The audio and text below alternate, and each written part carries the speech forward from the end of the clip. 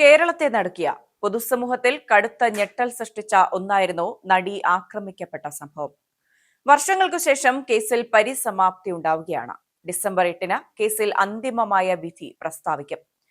കേരളത്തെ ഇളക്കിമറിച്ച ആ സംഭവത്തിന്റെ നാൾവഴികൾ നമുക്കൊന്ന് പരിശോധിക്കാം. 2017 ഫെബ്രുവരി 17 രാത്രി 9 മണി കൊച്ചി നഗരത്തിലൂടെ ഓടിയ കാറിൽ നടി ക്രൂരമായ പീഡനത്തിന് ഇരയായി. നടിയുടെ അപകീർത്തികരമായ ദൃശ്യങ്ങൾ പ്രതി പൾസർ സുനി പകർത്തി. അന്ന് തന്നെ ഡ്രൈവർ മാർട്ടിൻ പോലീസിന്റെ പിടിയിലാവുകയും ചെയ്തു. 2017 ഫെബ്രുവരി 18 പൾസർ സുനിയാണ് കുറ്റകൃത്യത്തിന് നേതൃത്വം നൽകിയതെന്ന് വ്യക്തമായി. ഇയാളെ തേടി പോലീസ് വല വിരിക്കുന്നു. പ്രതികൾ സഞ്ചരിച്ച 2 വാഹനങ്ങളും അന്ന് കണ്ടെത്തി. കേസ് അന്വേഷിക്കാൻ ഉത്തരമേഖല ക്രൈംബ്രാഞ്ച് IG ദിനേന്ദ്ര കശ്യപിന്റെ നേതൃത്വത്തിൽ പ്രത്യേക അന്വേഷണ സംഘത്തെ തന്നെ രൂപീകരിച്ചു. 2017 ഫെബ്രുവരി 19 ആലപ്പുഴ സ്വദേശി വടിവാൾ സലീം, കണ്ണൂർ സ്വദേശി പ്രദീപ് എന്നിവർ കോയമ്പത്തൂരിൽ നിന്ന് പോലീസിന്റെ പിടിയിലാകുന്നു. നടിക്ക് ഐക്യദാർഢ്യം പ്രഖ്യാപിച്ച കൊച്ചിയിൽ നടന്ന സിനിമാ പ്രവർത്തകരുടെ കൂട്ടായ്മയിൽ നടൻ ദിലീപ് പങ്കെടുത്തു. 2017 ഫെബ്രുവരി 20 പ്രതികളിൽ ഒരാളായ കൊച്ചി തമ്മനം സ്വദേശി മണികണ്ഠനെ പാലക്കാട് നിന്നും പിടികൂടി.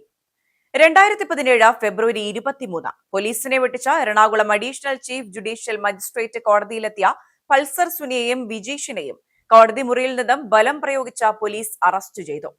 2017 മാർച്ച് 3 ഗൂഢാലോചന പുറത്തു കൊണ്ടുവരാൻ കൂടുതൽ അന്വേഷണം വേണമെന്ന് പോലീസ് കോടതിയെ ധരിപ്പിച്ചു. 2017 ഏപ്രിൽ 18 സുനിൽകുമാറിനെ 1-ാം പ്രതിയാക്കി അങ്കമാലി മജിസ്ട്രേറ്റ് കോടതിയിൽ കുറ്റപത്രം സമർപ്പിച്ചു. ആകെ 7 പ്രതികളാണ് കുറ്റപത്രത്തിൽ ഉണ്ടായിരുന്നത്. 2017 ജൂൺ 25 ദിലീപിനെ ബ്ലാക്ക്മെയിൽ ചെയ്യാൻ ശ്രമിച്ച കേസിൽ പൾസർ സുനിയുടെ സഹതടവുകാരായ വിഷ്ണു, സനൽ എന്നിവരെ പോലീസ് അറസ്റ്റ് ചെയ്തു. ജൂൺ 28 ദിലീപ്, നാദിർ ഷാ എന്നിവരെ ആലുവ പോലീസ് ക്ലബിൽ വിളിച്ചുവരുത്തി 13 മണിക്കൂർ മൊഴിയെടുത്തു. 2017 ജൂലൈ 10 ഏറെ കോളിളക്കം സൃഷ്ടിച്ച കേസിൽ നടൻ ദിലീപ് അറസ്റ്റിലാകുന്നു. 2017 July 11 Angamaly first class judicial magistrate മുൻപാകെ ഹാജരാക്കിയ ദിലീപിനെ റിമാൻഡ് ചെയ്ത് ആലുവ സബ് ജയിലിൽ അടയ്ക്കുന്നു. 2017 ജൂലൈ 20 തെളിവ് നശിപ്പിച്ചതിന് സുനിൽകുമാറിന്റെ ആദ്യ അഭിഭാഷകൻ പ്രതീഷ് ചാക്കോ അറസ്റ്റിലായി. ഓഗസ്റ്റ് 15 അന്വേഷണ ഉദ്യോഗസ്ഥരെ മാറ്റണമെന്നാവശ്യപ്പെട്ട് മുഖ്യമന്ത്രിക്ക് ദിലീപിന്റെ അമ്മ കത്ത് നൽകുന്നു. 2017 ഒക്ടോബർ 3 കർശന ഉപാധികളോടെ ദിലീപ് ജാമ്യം ലഭിച്ച് പുറത്തേക്ക്. 2017 നവംബർ 15 അറസ്റ്റിലായ ശേഷം ദിലീപ് നൽകിയ മൊഴികളിൽ വൈരുദ്ധ്യം കണ്ടതിനെ തുടർന്ന് വീണ്ടും ചോദ്യം ചെയ്യൽ ആരംഭിച്ചു. 2017 നവംബർ 21 സ്വകാര്യ ആവശ്യങ്ങൾക്കായി വിദേശത്ത് പോകാൻ ദിലീപിന് ഹൈക്കോടതി അനുമതി നൽകി.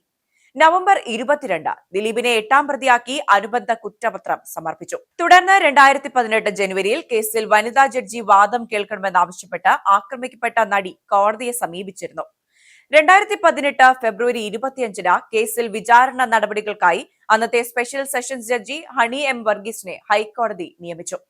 2020 ജനുവരി 30 കേസിൽ വിചാരണ ആരംഭിച്ചു. സാക്ഷി വിസ്താരം തുടങ്ങി. പൾസർ സുനിയും ദിലീപും അടക്കമുള്ള പ്രതികൾ കോടതിയിലെത്തി. സാക്ഷി വിസ്താരത്തിനിടെ 22 സാക്ഷികളാണ് അന്ന് കൂറുമാറിയത്. 2020 നവംബർ 30 വനിതാ ജഡ്ജി പക്ഷപാതപരമായി പെരുമാറുന്നുവെന്നും കേസ് മറ്റൊരു കോടതിയിലേക്ക് മാറ്റണമെന്നും ആവശ്യപ്പെട്ടുള്ള നടിയുടെ ഹർജി ഹൈക്കോടതി തള്ളി. പിന്നാലെ ആദ്യം ചുമതലപ്പെടുത്തിയ പ്രോസിക്യൂട്ടർ കേസിൽ നിന്ന് പിന്മാറി. 2021 മാർച്ച് 1 വിചാരണ 6 മാസത്തേക്ക് നീട്ടി സുപ്രീം കോടതി ഉത്തരവിറക്കി. 2021 ഡിസംബർ 17 സുപ്രീം കോടതിയിൽ നൽകിയ വിടുതൽ ഹർജി ദിലീപ് പിൻവലിച്ചു. 2021 ഡിസംബറിലാണ് ബാലചന്ദ്രകുമാറിന്റെ സുപ്രധാനമായ മൊഴി പുറത്തുവന്നത്. ദിലീപിന്റെ വീട്ടിൽ വെച്ച് സുനിയെ കണ്ടു എന്നായിരുന്നു ബാലചന്ദ്രകുമാറിന്റെ മൊഴി. 2022 ജനുവരി 3 കോടതി അനുമതിയോടെ ദിലീപിനെതിരെ പോലീസ് തുടരന്വേഷണം തുടങ്ങി. ബാലചന്ദ്രകുമാറിന്റെ രഹസ്യ മൊഴിയും രേഖപ്പെടുത്തി. 2022 ജനുവരി 22 അന്വേഷണ പുരോഗതി റിപ്പോർട്ട് കോടതിയിലെത്തുന്നു. 2022 ജൂലൈ 18 കേസിൽ 3-ാമത്തെ സ്പെഷ്യൽ പബ്ലിക് പ്രോസിക്യൂട്ടറായി അഡ്വക്കേറ്റ് വി അജയകുമാർ ചുമതലയേറ്റു. 2022 ഒക്ടോബർ 22 തുടരന്വേഷണ റിപ്പോർട്ട് കോടതി സ്വീകരിച്ചു. തെളിവ് നശിപ്പിച്ചു എന്ന കുറ്റം ചുമത്തി ദിലീപിന്റെ സുഹൃത്ത് ശരത്ത് പ്രതിയായി. 2023 ഓഗസ്റ്റ് ദൃശ്യങ്ങളടങ്ങിയ മെമ്മറി കാർഡിന്റെ ഹാഷ് വാല്യൂ മാറിയെന്ന് ചൂണ്ടിക്കാട്ടി അതിജീവിത ഹൈക്കോടതിയിലെത്തി.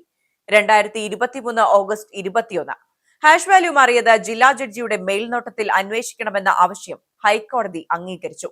2023 ഓഗസ്റ്റിൽ തന്നെ അവസാനം 8 മാസം കൂടി നീട്ടിച്ചോദിച്ച വിചാരണ കോടതി രംഗത്തെത്തി. 2024 മാർച്ച് 3 മെമ്മറി കാർഡിന്റെ ഹാഷ് വാല്യൂ 3 തവണ മാറിയെന്ന കാര്യം അന്വേഷിക്കണമെന്ന അതിജീവിതയുടെ അപ്പീൽ ഹൈക്കോടതി തള്ളി. 2024 സെപ്റ്റംബർ 17 കേസിൽ പൾസർ സുനിക്ക് ജാമ്യം ലഭിച്ചു. 2025 ഏപ്രിൽ 9 പ്രതിഭാഗത്തിന്റെ വാദം പൂർത്തിയായി. ഈ വാദം പൂർത്തിയായ സാഹചര്യത്തിലാണ് കേസിൽ വരുന്ന 8-ാം തീയതി വിധി വരാനിരിക്കുന്നത്. 7 വർഷത്തോളം നീണ്ട വിചാരണ നടപടികൾക്കൊടുവിലാണ് നടി ആക്രമിക്കപ്പെട്ട കേസിൽ എറണാകുളം പ്രിൻസിപ്പൽ സെഷൻസ് കോടതി വിധി പറയാൻ പോകുന്നത്. ദിലീപും പൾസർ സുനിയും ഉൾപ്പെടെ കേസിലാകെ 10 പ്രതികളാണുള്ളത്. 261 സാക്ഷികളെ വിസ്തരിച്ച കേസിൽ 28 പേർ കൂറുമാറി. മാനഭംഗം, ഗൂഢാലോചന, സ്ത്രീത്വത്തെ അപമാനിക്കൽ, അന്യായ തടങ്കൽ, ബലപ്രയോഗം, തെളിവ് നശിപ്പിക്കൽ, അശ്ലീല ചിത്രമെടുക്കൽ, പ്രചരിപ്പിക്കൽ എന്നീ കുറ്റങ്ങളാണ് ചുമത്തിയിട്ടുള്ളത്. കേസ് ഏതായാലും അന്തിമ വിധിയിലേക്ക് പോകുമ്പോൾ കുറ്റക്കാർക്ക് ശിക്ഷ ലഭിക്കണം എന്നതോടൊപ്പം തന്നെ അതിജീവിതയുടെ നിശ്ചയദാർഢ്യവും പൊതുസമൂഹത്തിൽ ചർച്ചയാണ്. വലിയ തോതിൽ രാഷ്ട്രീയ കോളിളക്കവും സൃഷ്ടിച്ച ഒന്നു തന്നെയായിരുന്നു നടിയെ ആക്രമിച്ച സംഭവം. ഇപ്പോൾ നമ്മോടൊപ്പം ജീവനോടെയില്ലാത്ത മുൻ MLA PT തോമസ് അന്ന് സ്വീകരിച്ച നിലപാടുകളും പൊതുസമൂഹം ഇന്ന് ആദരവോടെ നോക്കിക്കാണുന്നുണ്ട്.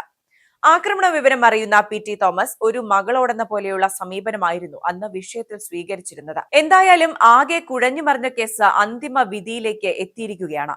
ഇനിയെങ്കിലും കുറ്റക്കാർക്ക് നിയമം അനുശാസിക്കുന്ന ശിക്ഷ ലഭിക്കട്ടെ.